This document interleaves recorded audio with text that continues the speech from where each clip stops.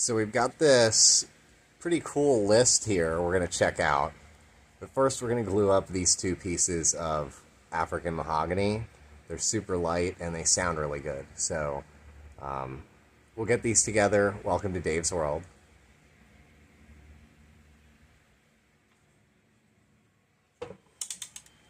Now this can sit all night. We'll leave it dry and we'll check it out in the morning. It's so light, even with these clamps on it, it's like lighter than an entire guitar. So this is going to be a really good one, I can already tell. This little sander's smoothing out our piece really good. I have it on really slow right now because it's just barely touching.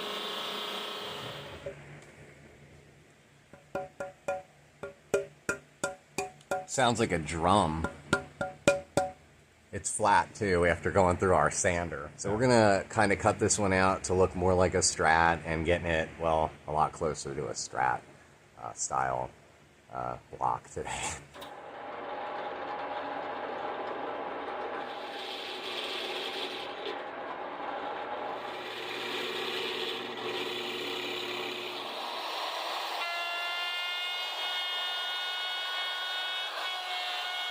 So this will be our neck.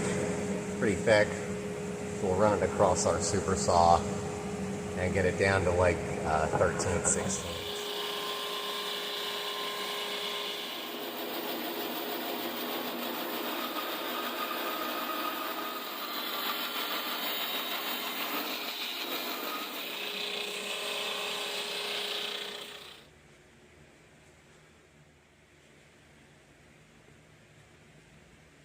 So with all of our clamps, well, it sure doesn't look like a guitar neck.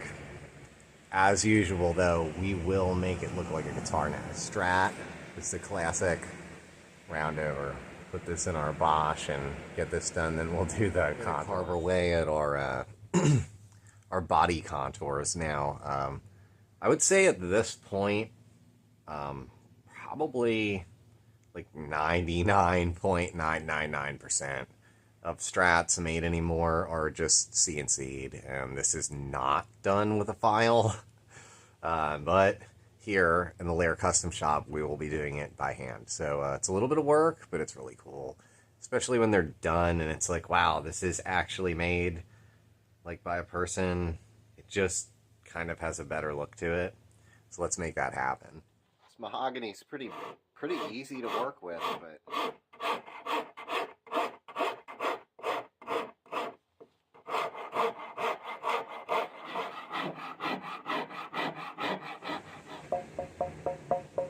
I just got off the phone with our customer and he was like, hey, what's the body like? And I was like, man, it feels like a pizza box without the pizza in it. It really is so light. It's just absolutely incredible. It feels really airy, but it sounds absolutely awesome. So we're going to go with the non-tremolo model at this point. We don't have the bridge in yet. I just ordered that. It's a special one, kind of the same one we've been using, so very special. But our neck has the fret slots cut and everything, but probably not going to get too much further with that one right now. I kind of like to let the guitar sit like this for a few days. I'm going to cut out the scoop for it right now, but we'll drill the dots and everything later.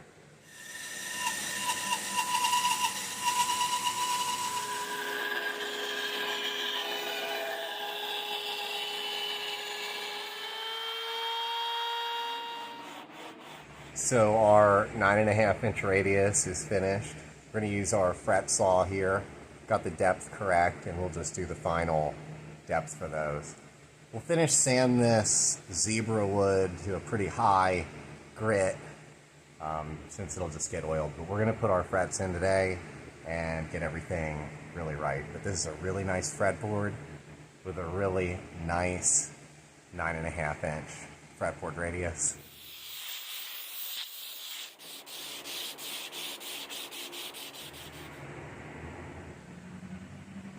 Swapped out our radius. We usually do 12-inch radius, but this is just a little bit more curved than the normal one. Knock these in, and then later we'll smush them down with the smusher. Yeah, this squisher just really kind of does the final profile on these.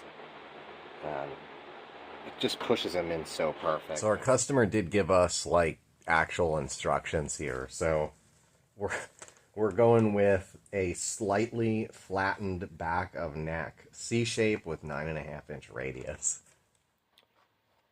We use our big aggressive file again.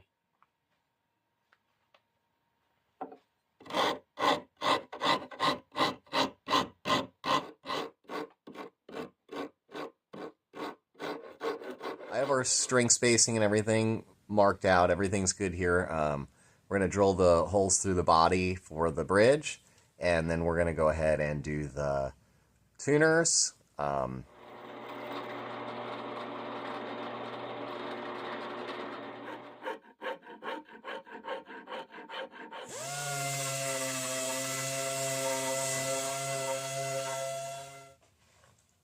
I'll tell you what. This is just about, at least for my hand, like the most comfortable neck I've made. I love the flat back on it. This reminds me a lot of our Explorer, the shape of this. It's not like a shredder flat back, but it's, you know, pretty unique. It's a lot like a strat I have in my personal collection, Fender. So we're going to send this one off to the spray shop. Our finish shop guru is a little strange, but we're going to send it over to him and see what he comes up with. We're going to go at it here with our classic, legendary Binks 2100 series spray gun. This one's going to get a really cool white blonde finish.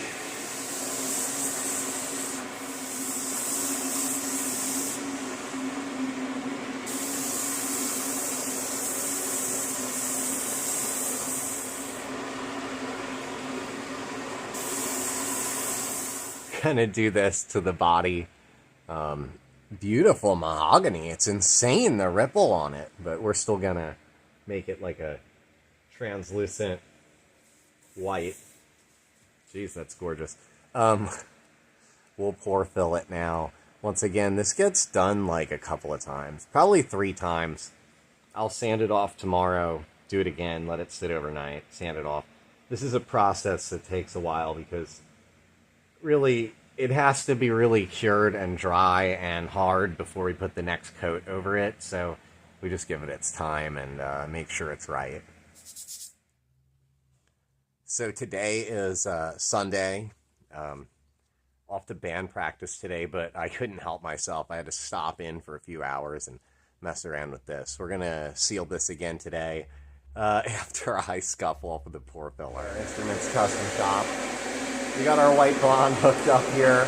It's actually just a little bit mint green, kind of to combat our red mahogany. So we'll lay it on.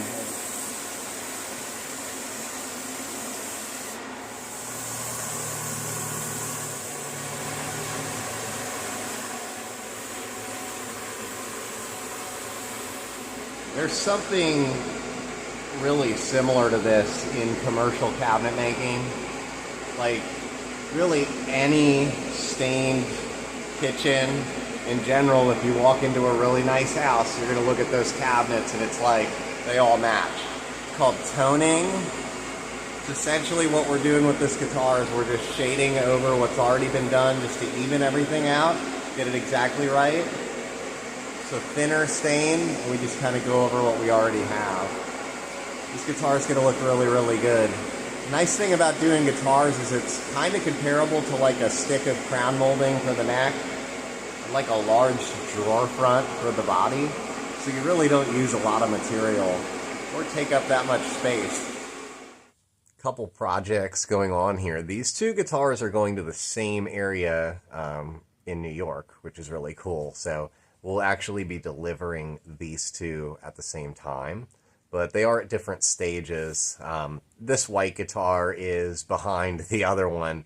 We're going to keep adding our lacquer, but before we do that, I'm going to tint it just slightly, a little bit of a yellowish kind of vintage look. Let's take a closer look at it now just to see where we're at, and we'll kind of go over what we're going to do. You can kind of see the roughness in the finish. This is probably not even halfway done yet, but it is still possible to see through to the grain.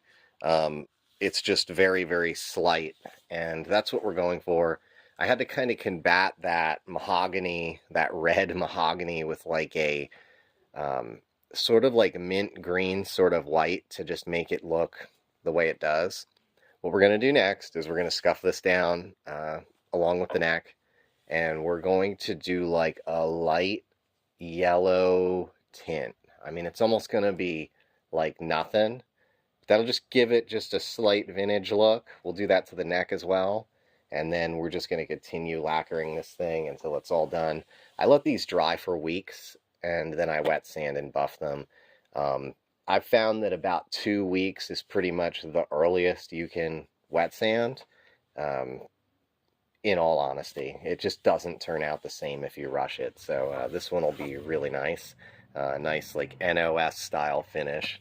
You can see some of our pore fillers just kind of in these back holes. Before I do my last coat, I usually clean that stuff up, but it doesn't really matter now. We still have a long way to go on this one. We've had a tremendous amount of success with this so far. I mean, I started this as a hobby, doing guitars, messing around. I probably made 20 prototypes before I ever sold my first one, with my name on it anyways. Repair work, all of that, but, you know, I'm just going for a certain feel, whether it's a Fender style or a Gibson style or just totally custom, like Just Breathe. Really, any of these guitars are just really unique and quite a departure from their original design. I'm not like Ron Thorne inlay specialist. I never will be. I'm not going to be one of these, you know, like super duper incredibly like bougie boutique like guys. I'm just going for like the best feel and sound possible with some cool exotic woods that aren't usually used. I guess my rant is all about just being thankful for having a little bit of knowledge that gets me this far. It's really rewarding. So we'll continue on. Like I say, this finish is like a third of the way done. It's getting built up and then buffed and polished. Tape off our fretboard here and get our frets done. This is a lot of fun. I have them leveled already, so we're going to crown them and get them polished and wet sand the whole guitar.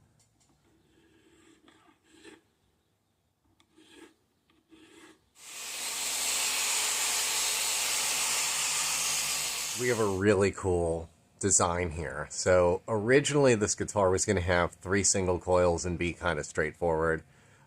We do have it buffed and polished, but at this point, it's really not going to be straightforward. Really nice gloss, really cool finish, mahogany, beautiful. But we're going to change up the electronics a little bit. So I am going to have to go back on it and route out this neck pickup because it's getting a P90.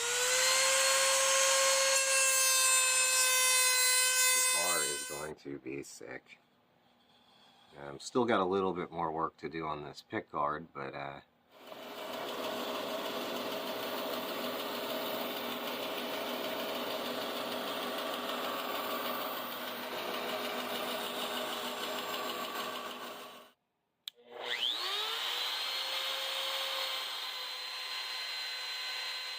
because this one's super special, it's going to the Frozen Tundra. We're going to have a special logo. This is a very rare and elusive white layer decal. Only one other guitar has a white layer decal.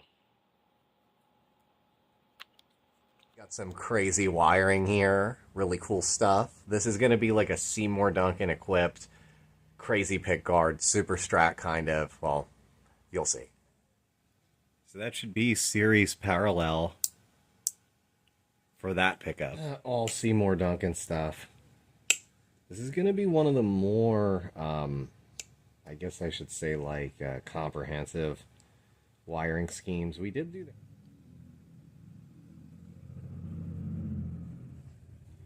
Our Vix bit. This thing's awesome.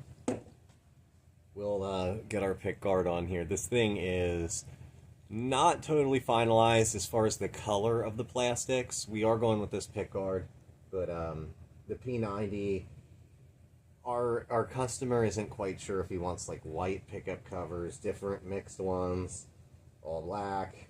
We'll figure it out.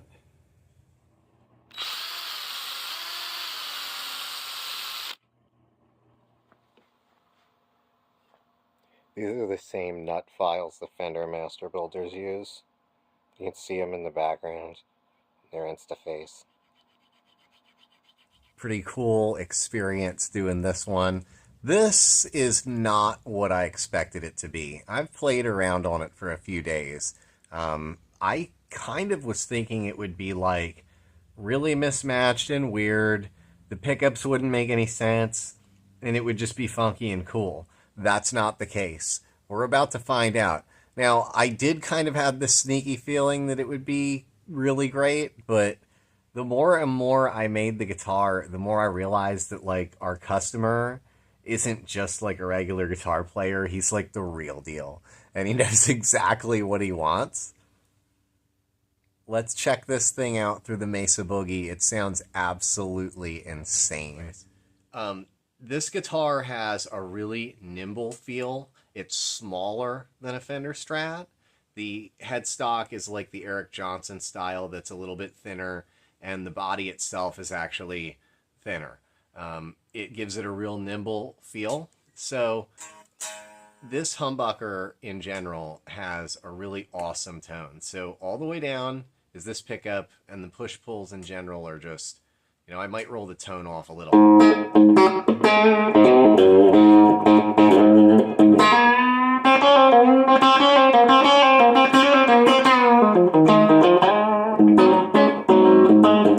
Runs it in parallel. So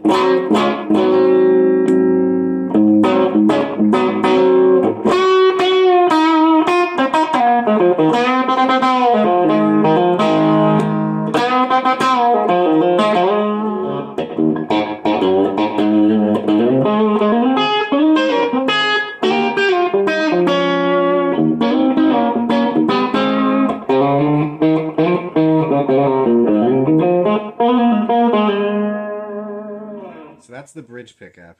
We'll move it up a notch and we'll get the middle and the bridge. So this is that classic kind of Strat.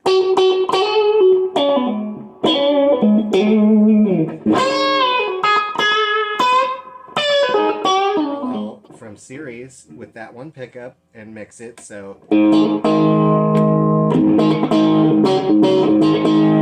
we're starting to get into more and more options. Another push-pull is to engage the neck pickup. So if we have it all the way down, bridge, pop this up, it's going to turn on the neck, and it doesn't overwhelm the bridge pickup if I turn it on the neck.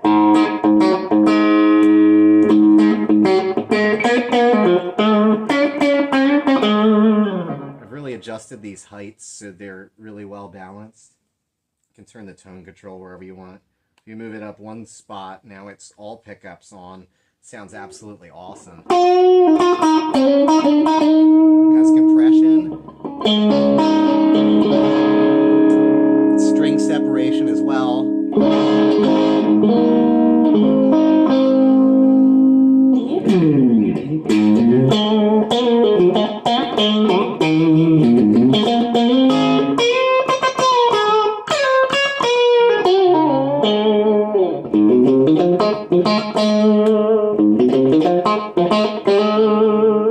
Just alone. It's very, very monstrous.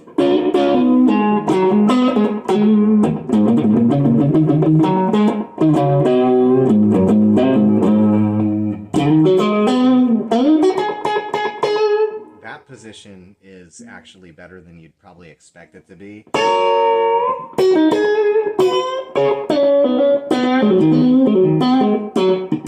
Small rendition, something that we all know is obviously like better things to do. Just gonna go through like the generic chords of the song in B flat with the tone controls, just like I usually have them. I'll turn them down a little. I'll probably turn that one, the bridge, down to like 7 or something. But I'm just gonna pop that back out in series and parallel just to hear it like.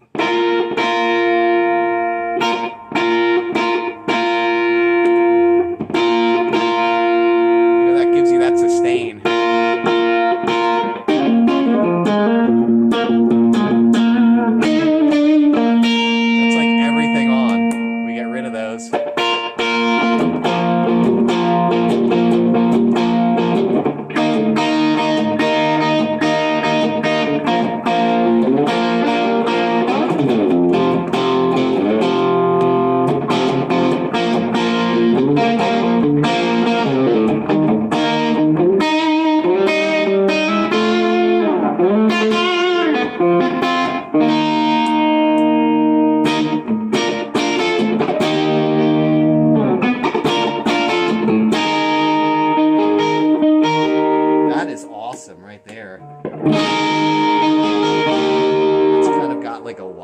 sort of gritty sort of tone when you pop this up.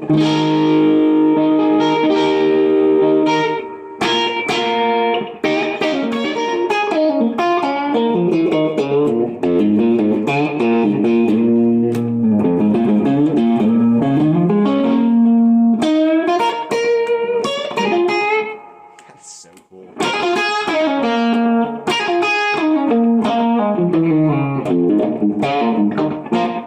Just doing some small intonation things here and some pickup height adjustments.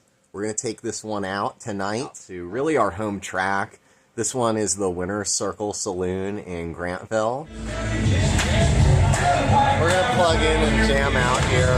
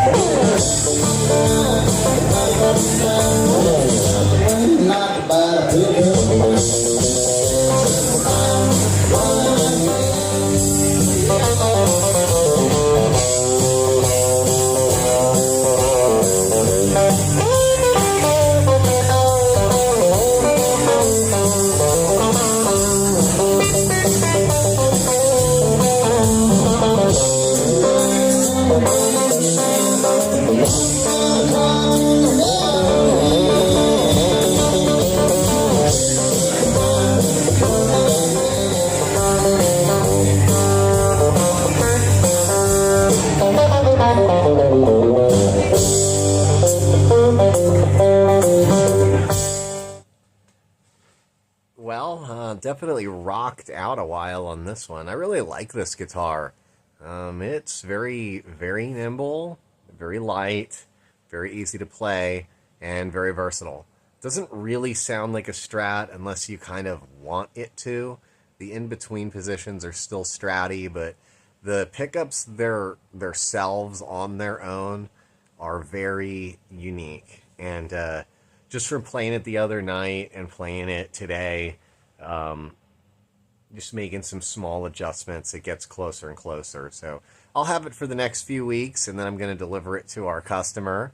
Like I say, this is a custom order. This guitar is going to have plenty of gigs on its own up in New York where it's going. So pretty much a great guitar. One of, as far as like Dave, the guitarist, I would say one of my personal favorites. They're all my favorites, but this one, the way it feels, the way it sounds, really special, and it kind of snuck up on me. I love the zebra wood as well, and the white Lair Guitars logo. A link in the description for the email and the reverb.com store. Not too far away in the shop anyways. We're about 10 guitars away from our 50th guitar, which will be something special. Once again, thanks for visiting Dave's World.